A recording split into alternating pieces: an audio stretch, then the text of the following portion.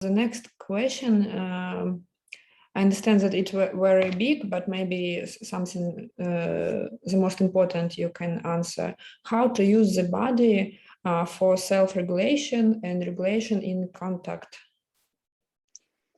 So when we talk about regulation, we talk about skills to regulate yourself and also skills to regulate in contact with others. So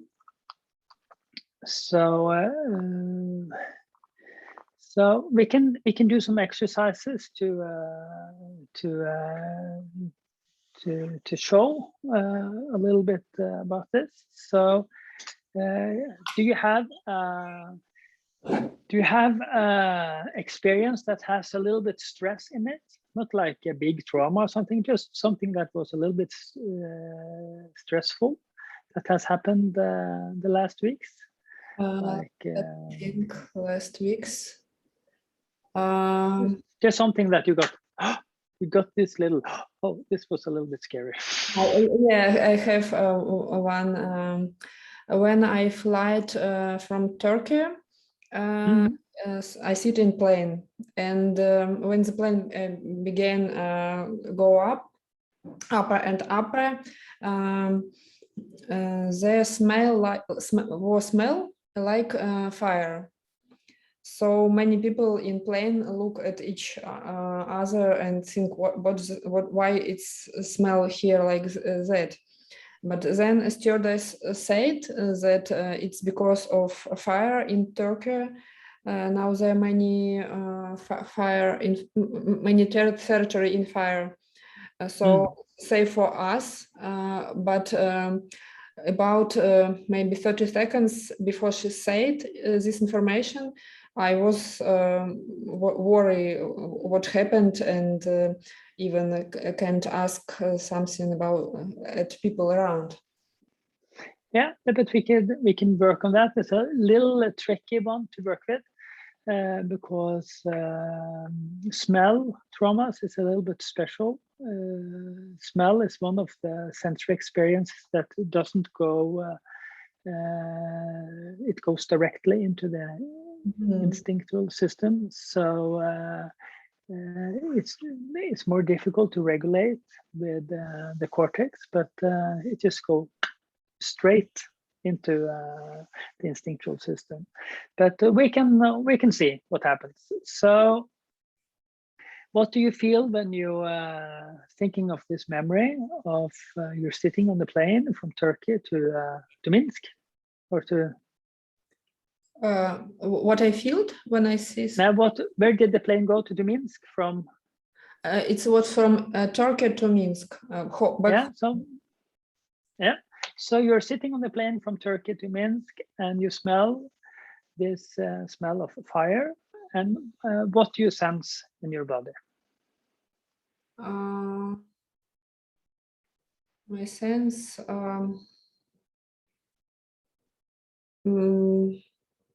I remember one girl who joked with her mom about maybe we can't arrive to home.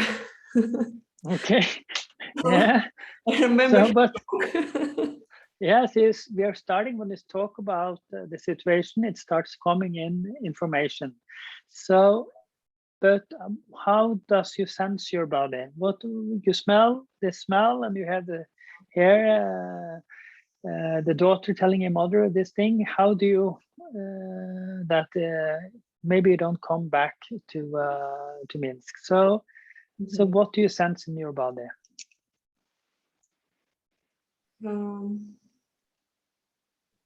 It's how is your a little bit fair. I was afraid a little bit, and more I was thinking how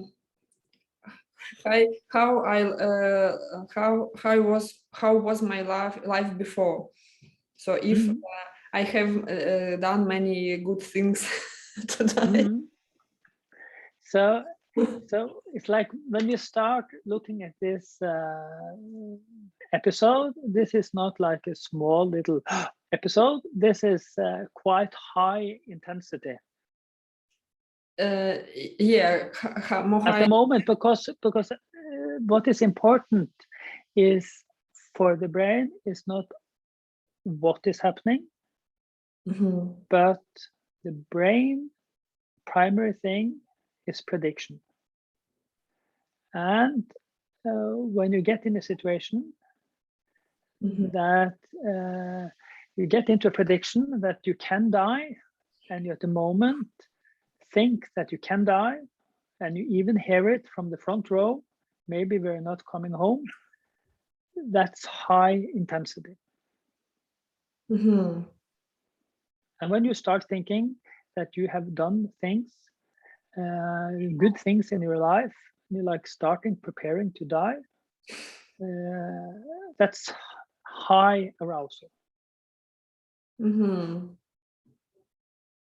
And how is it that I'm saying that? Because it's nothing wrong. Very often when we start finding examples, we very often pick high arousal examples. We think they're not so big, but very often they are bigger than they think. So how is it that I'm saying this thing? How do you feel just by saying it?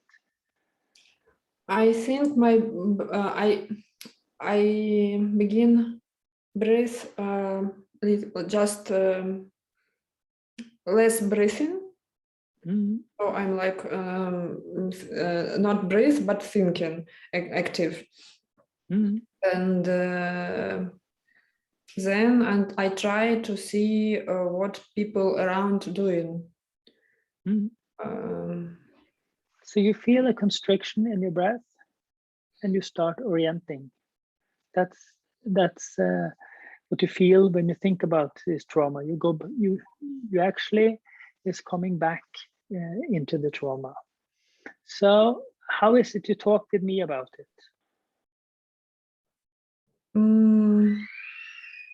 I can speak about it, but I see I don't want to feel the same feelings like there. So I like just say and feelings put away from me.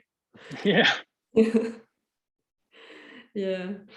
It's my way to adaptate maybe for big feelings. Yeah, and just give it accept to that, because you have to do that in that moment. You're sitting on a plane, and even if this happens, it's very difficult to process this experience on the plane, and part of you was threatened on life, and just need time to process it. Maybe So, I feel something like I lose orientation in area for a short time. So let's just do a small exercise. Just sense your feet. So you can sense your feet connected to the ground. Just sense the soles of your feet.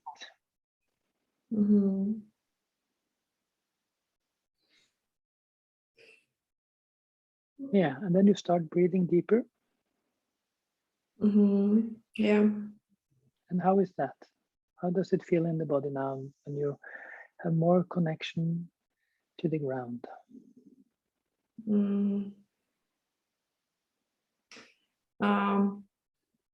I feel more, I just feel more my body, and I feel fair, like something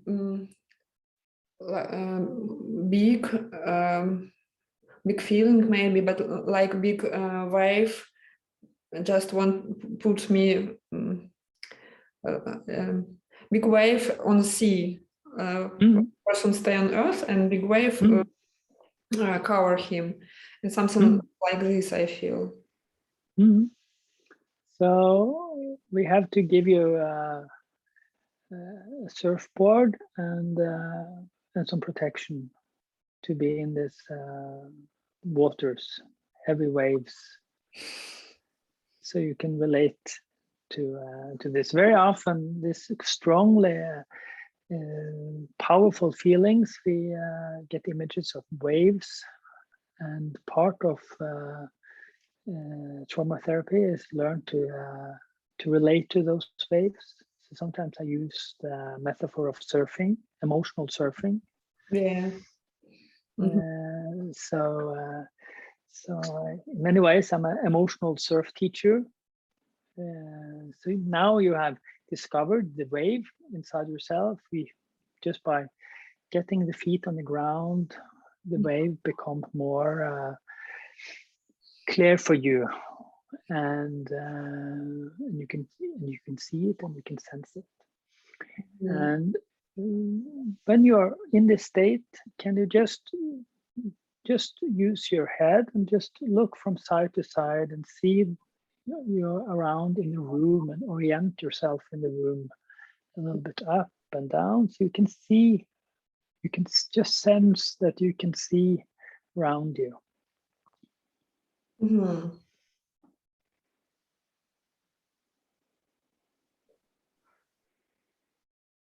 How is that?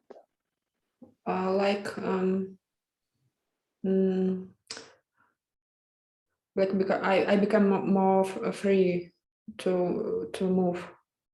Yeah, so some of this freeze reaction, you're starting to get out of it, so you can feel more free to move. Yeah, and just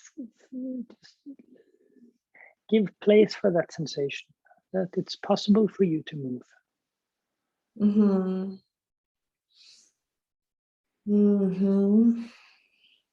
So because of I can move, I can breathe more deeply. Yeah. It's like a lot of trauma work is going from one state to another, going from high arousal to low arousal, being able to move from one state to another. Now we have started the movement, going from one state to another. It's possible to move. Very often when we get into a traumatic state, we feel it's not possible to move. Yeah. That's the freeze reaction. So just give some time for you to feel this movement. Even now I think that when I can move, I'm not like a stone. So if the plane fall down sea, I can swim. You can swim, yeah. Yeah, it's really, it's very simple, but it let me feel better. Yeah. Because when I'm afraid, I like stone and can't move and more heavy. I feel it like I'm more heavy. But now I'm more simple, more can move, so I can find something to help myself, even if the plane fall down. Yeah, but this is very good, because the sensory system is what kind of resources you have. You make, you process the information, and you make predictions, and you also make what is possible. So when you can sense movement, it creates hope for you. Yeah. I can survive. If we fall into the sea, I can swim. Yeah. It's so simple, but it makes me feel better, really. Yeah, thank you. So, and of course, we could work further with this, but this is a nice small process to just show using some of the more psychomotor exercises connected to grounding.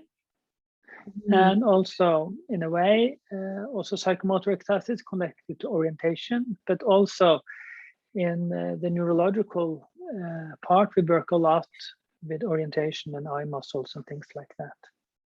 And just by listening to what you said and following you, and do these small exercises. You started to self-regulate, and also there's a mutual regulation field because we are talking together. You're doing the exercises together with me.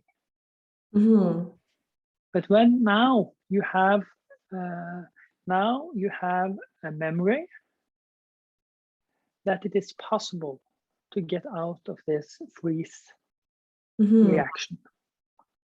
So we have started to create a new experience. Yes, it's possible to get out of that freeze reaction. And when I'm out of that freeze reaction, I can move. And then I can do something. Yeah, really. And of course, this is connected to this trauma, but it's also connected to the trauma patterns. So in a way, at the same time now, we've been working with all the traumas that has freeze in it.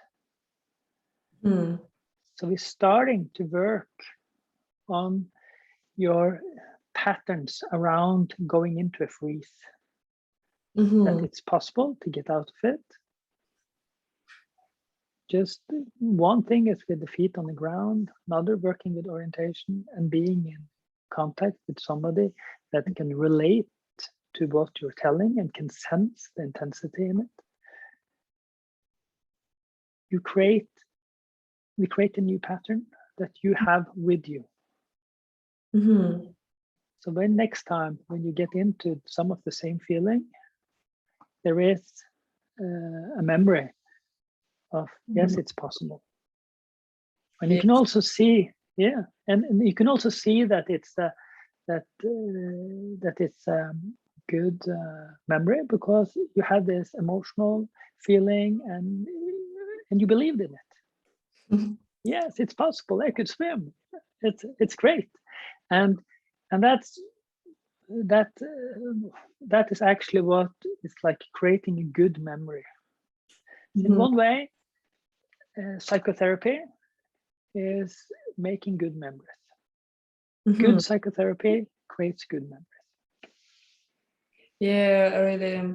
I like the phrase, yes, it's possible. I think it can be another name of program.